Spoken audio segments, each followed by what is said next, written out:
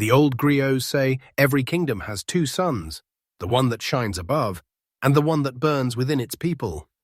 And long ago, in the lands of the Red Earth, the inner sun began to die.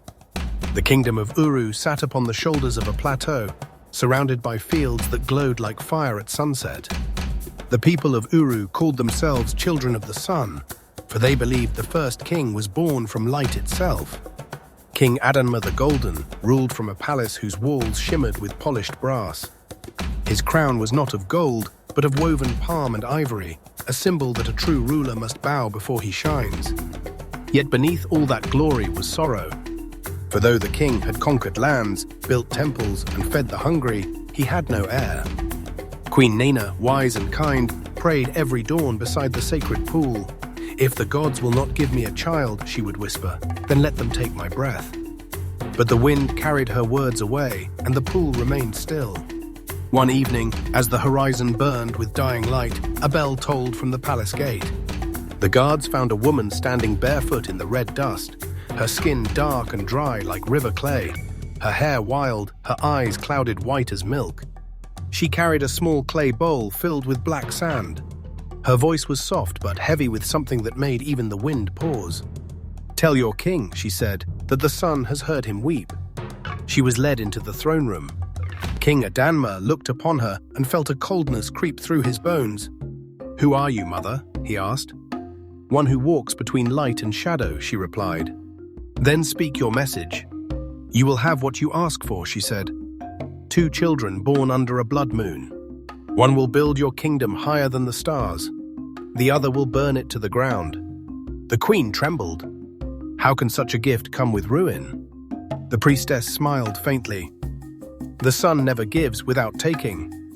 Remember this when the moon turns red." Before the guards could ask her name or whence she came, she was gone. The bowl of sand remained black as night, shimmering faintly like embers trapped in shadow. When the blood moon rose, drums echoed through Uru. The palace midwives whispered prayers as the queen labored, and lightning flashed above the city. The first cry came, a boy, strong-limbed, his eyes bright as amber. "He shall be called Obioma," said the king, lifting him high. "The heart of goodness, light of my line." But then the midwives grew silent. The queen gasped once more, and another child came, quiet, her eyes open, watching. "Why does she not cry?" asked the nurse. "Because she listens," said the queen softly. The girl's eyes were black as the sand in the priestess's bowl. She was named Ifunanya, the one who is loved. Outside, the blood moon sank behind the hills, and the palace well turned red as wine. The next morning, the king ordered it sealed. The elders said nothing, but the people whispered that the gods had drunk from it. The twins grew like two sides of the same coin. Obioma was sunlight, laughing, fearless, a warrior in the making. He trained with spears and horses, and the people adored him. Ifunanya was twilight, quiet, thoughtful, drawn to secrets. She wandered the gardens, whispering to lizards, crows, and even snakes. The servants said she could calm snakes by humming. Some said the shadows moved when she passed. When she turned 10, she told her mother, "The river speaks when I dream." Queen Nena smiled nervously. "Then do not listen too long, my child. The river remembers too much." When the twins turned 16, a strange sickness came upon the king. At first it was just weakness, then pain, then fever so fierce the palace herbs could not cool him. He called for Ifunanya one night while thunder cracked outside. "Child," he said weakly, "when I was young, I made a vow beside the forest of Ikuru, the forest of whispers. I promised to protect its edge and never cross its path, but I broke that vow.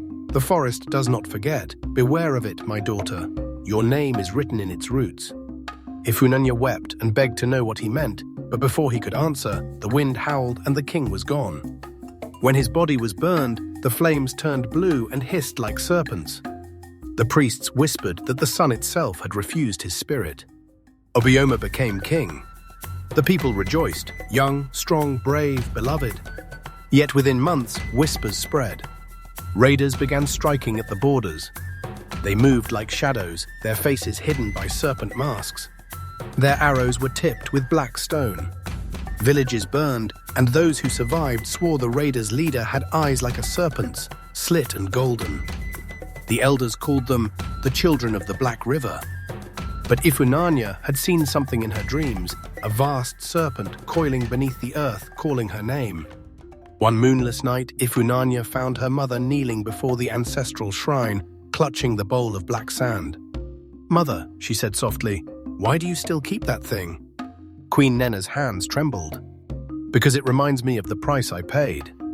The gods warned me that one of you belongs to the forest, and the forest will come to claim what is its." "Which of us?" Ifunanya whispered. The queen turned, tears glistening in her eyes. "I do not know, but the forest does." Before dawn, the queen disappeared. Her guards were found asleep, their eyes rolled white. Her footprints led only toward the forest of Ikuru, and in her chamber, on the floor where she last prayed, lay a single serpent scale, glimmering like moonlight on water. The drums of destiny have begun to sound. Ifunanya must decide whether to obey her brother's command to stay behind the palace walls, or follow her mother's trail into the forbidden forest where whispers speak her name, and shadows remember her birth. But in the depths of Ikuru, something ancient is stirring. And when it rises, the kingdoms of the Red Earth will tremble. Now the tale moves from the safety of the palace into the realm of spirits and betrayal, where the forest breathes, and every shadow has eyes, said the griot. The rains had ended early that year. By day, the sun scorched the plains of Uru. By night, strange cries drifted from the forest. King Obioma sat upon the golden stool of his ancestors, his crown heavy upon his head, but his heart restless. His mother, the queen, was gone. His father's death had left omens in every corner of the land. And his sister, his quiet, strange sister, wandered the palace like a ghost. He had begun to fear her. At the Council of Elders, one of his war captains, a scarred man named Ikemba, knelt and said, "My king, the raiders of the Black River grow bolder. They come as if they know our paths, as if guided by one within our walls." The king frowned. "Speak plain, captain." Ikemba hesitated, then said what others whispered in the markets. "They say your sister, the princess, walks by moonlight and speaks to the air. They say she is marked by the forest that she calls the spirits of our enemies." The hall grew still. The king's hand tightened on his armrest. "Enough," he said. "My sister carries the blood of the sun. She is no witch." But deep inside, a shadow moved, a memory of her black eyes at birth, her silent crying, her dreams that came true. That same night, Ifunanya stood by her window, watching the line of trees where the forest began. The air was thick with the scent of rain that would not fall. From beyond the hills, a soft voice whispered, "Daughter of the sun, the roots remember you." She pressed her hands to her ears. "Leave me." But the voice grew stronger. "Your mother walks beneath the trees. Follow the serpent's path. The truth waits in the dark." And then she saw it through the mist, a pale light gliding between the trees like a lantern carried by unseen hands. She turned toward the shrine where her mother once prayed. The clay bowl was still there, filled with the same black sand. When she touched it, it pulsed, warm, alive. Within it, she saw something move, a shimmer like a coiled serpent. Her breath caught. "Mother," only the wind answered. At dawn, she went to her brother's chamber. "Obioma," she said softly, "I must go into Ikuru. Mother's spirit is not gone, I feel her calling me." "No." His voice was iron. "You will not go into that cursed place. You don't understand." "I understand enough. The raiders strike from that forest, and no one who enters returns alive. Would you have me lose you too?" She looked at him, eyes shining. "Then guard your throne, brother. I will guard the truth." Before he could stop her, she turned and was gone. Ifunanya rode through the red plains, past the withered fields, until the air grew heavy and the light dimmed. The trees of Ikuru were older than time, their roots twisted like bones, their bark slick with moss. The forest whispered in 1,000 tongues. Each step deeper felt like walking into a dream that was remembering itself. When night came, she built a small fire and unwrapped the charm her mother had once worn, a pendant carved from bone, shaped like a serpent eating its tail. Suddenly, a hiss cut through the darkness. From the shadows slid a great black snake, its eyes glowing gold. It coiled near her fire and spoke not with sound, but inside her mind. You carry the sun's blood and the serpent's breath. 2 kingdoms dwell within you. One must die for the other to live. She stumbled back, trembling. What are you? A memory, it whispered. And your father's oath. Then the serpent struck the ground, and from the earth rose visions, a young king, her father, kneeling before a shrine deep in this forest, offering his blood to a shadowed figure. He came to steal the forest's blessing, the serpent said. He broke the vow.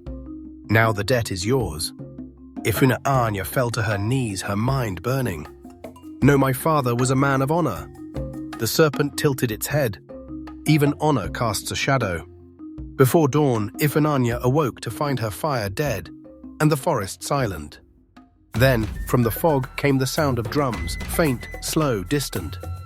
She followed it through twisted vines until she reached a clearing bathed in blue mist. There, beneath an ancient baobab, stood a woman, tall, robed in leaves and bones, her hair white as moonlight. Her face was both human and spirit. You have come at last, the woman said. Daughter of Nena, child of the dead. Ifuninya's voice shook. Are you the spirit of this forest? I am Olama, guardian of roots. I keep the promises men forget. She gestured to the trees. Human faces shimmered in their bark, some screaming, some weeping, some whispering her name. Your mother came here, Olama said. She sought to break your fate, but she gave herself to the roots. She lives now below. Ifuninya's breath caught. Then I will go below. The guardian smiled sadly. To enter the roots, you must shed your light. Before Ifunia could answer, a horn blared in the distance, King Obioma's war horns. He had sent soldiers into the forest. Olama's eyes turned dark. Foolish king. He brings fire into my home. And fire wakes what should never wake. The ground trembled. From the depths below came a rumble, a sound older than the earth itself. The serpent of the first dawn stirs, said Olama. And now, child, your choice must be made. Will Ifunia sacrifice her light to enter the roots and rescue her mother, or return to warn her brother before the ancient serpent awakens? And when the serpent rises, will it destroy Uru, or reveal the truth of her bloodline? The forest is watching. The drums have begun. The serpent is not sleeping anymore.